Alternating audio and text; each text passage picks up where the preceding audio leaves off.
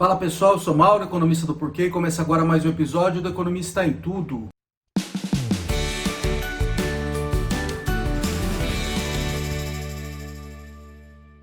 Hoje eu queria falar um pouco do dado da inflação que saiu na semana passada. Dado meio preocupante, né? A inflação vem bem alta, ela está espetando. Preocupante, mas eu vou argumentar que não é tão preocupante assim. Vamos lá. Inflação alta é sempre ruim porque sinaliza aumento de custo de vida. Tá? E aqui é um aumento de custo de vida que está vindo basicamente do lado dos alimentos, né? O que tende a ser principalmente prejudicial para os mais pobres. Então o dado veio alto, ele veio com uma inflação de 0,64% no mês. E para ter uma ideia de quão alto esse número, ele é o maior dos últimos 17 anos, tá? Para o mês de setembro. Para dar uma ideia para vocês também o tamanho desse movimento, eu estou mostrando um gráfico aqui, que é a taxa de inflação ao longo do ano. Então, dada a taxa de inflação ao longo do ano, tem três curvas no gráfico. A curva cinza é a curva da inflação desse ano, mês a mês, desde lá de janeiro até setembro. A linha laranja é uma comparação com os últimos 19 anos de dados, desde 2000 até 2019. A linha laranja é o menor valor da inflação em cada mês nesse período de 19 anos, é o mínimo. E a linha azul é a mediana, tá? Que dá uma ideia de a inflação que está ali no meio da distribuição em cada um desses meses ao longo desse período de 19 anos, de 2000 até 2019. Tá? Então, se a gente olhar para a inflação ao longo do ano de 2020, ela veio ali bem próxima do mínimo no começo do ano, e aí ela despenca muito durante a pandemia. Tá? Durante os anos mais pesados da pandemia. Parece que durante a pandemia parece que já acabou, mas ainda não, né, gente? As coisas estão melhorando, mas assim, a gente não se livrou ainda do perigo, né? E aí, à medida que você tem a recuperação, ali principalmente a partir lá de junho, a inflação volta a subir, tá?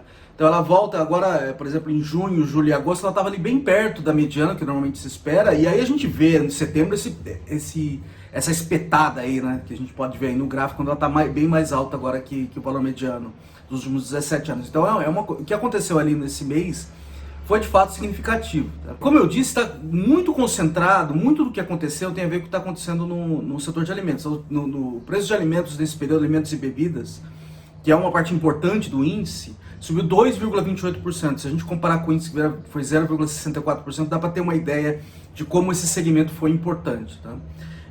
Tem algumas coisas para ressaltar. Então, por exemplo, óleo de soja subiu 27% e arroz 18%. Tá? Então esses são dos itens que mais subiram durante o mês. A gente aí falou bastante sobre aumento de preço de arroz, e aqui dá para ver que foi um item importante que mexeu aí com a inflação do mês de setembro. Tá? Bom, até eu disse que é significativo, é um pouco preocupante, mas não é tão preocupante assim. Tá? Por que poderia ser preocupante? É preocupante porque você está mexendo muito em custo de vida, né? Mas por que seria preocupante? Porque agora o Banco Central tem que entrar aí, tá, a inflação muito alta, o Banco Central tem que entrar subindo o juro para combater um surto inflacionário.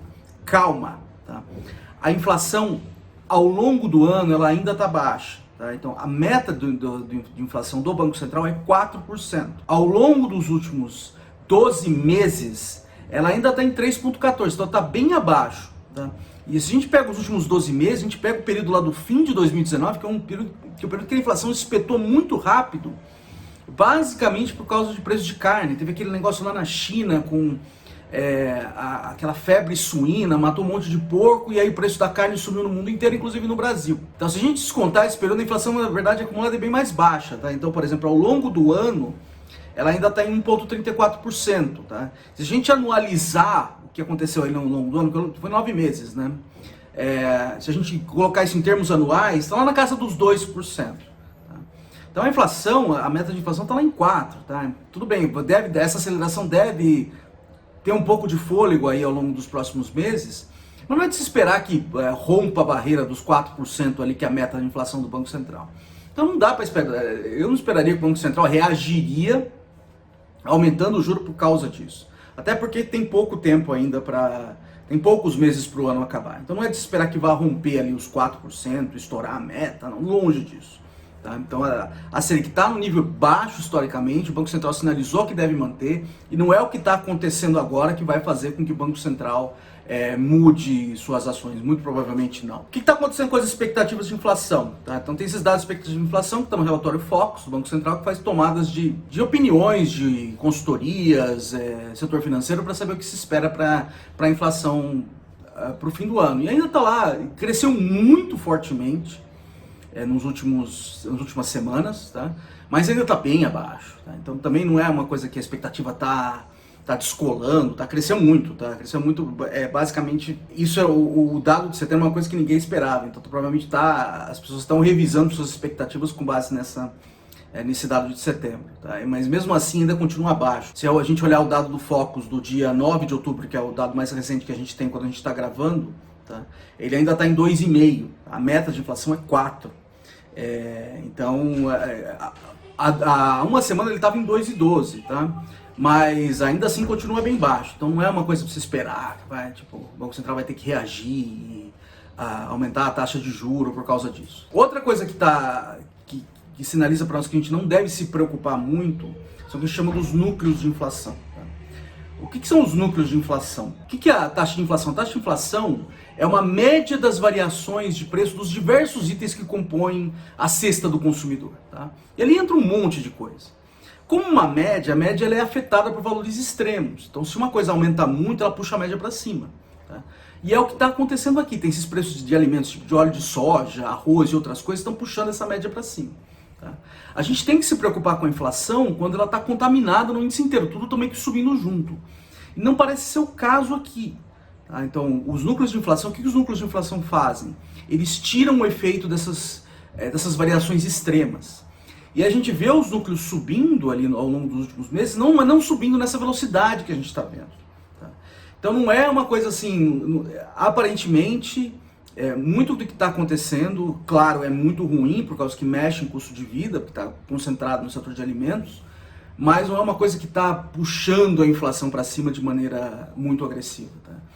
Então acho que é uma coisa para a gente olhar, não tirar o olho disso, tá? Mas não é uma coisa que vai mexer na inflação de 2020 e vai fazer furar a meta. Pode ser que tenha algum impacto em 2021. Tá? Pode ser que esse processo continue, por causa que com a China voltando a crescer muito rápido, o que deve acontecer, você vai ter aumento na demanda por commodities, por alimentos no mundo. Isso pode continuar aumentando o custo de vida e, como eu disse, isso aqui ajuda a puxar a inflação, porque é um item muito, muito grande. É uma coisa para a gente olhar. Mas ainda assim as expectativas para 2021 ainda estão bem baixas ainda. Tá? A meta para 2020 é 3,75 e a expectativa está lá em 3 ainda. Tá? É uma coisa para a gente ficar de olho, mas não é uma coisa para agora a gente se preocupar demais. Tá? Do lado de Selic, de juro, como eu estou dizendo aqui, acho que a maior preocupação agora é com as contas do governo. Então o risco do Brasil, o risco da dívida brasileira vem crescendo muito. A taxa de juros do Banco Central ainda está lá embaixo. Então a questão é quanto tempo o Banco Central consegue segurar essa taxa de juros em nível baixo com esse risco subindo. Esse é o principal problema da Selic, não é do lado da inflação. Então isso é uma coisa que a gente tem que se preocupar muito para o próximo mês, para os próximos anos, na verdade, né? Não para o próximo mês, para os próximos anos. É isso aí, pessoal, muito obrigado por terem assistido o vídeo. Dá uma olhada também no nosso canal www.porquê.com.br, tem bastante conteúdo lá. A gente também está nas redes sociais, a gente está aqui no YouTube, no Twitter, no Facebook e no Instagram.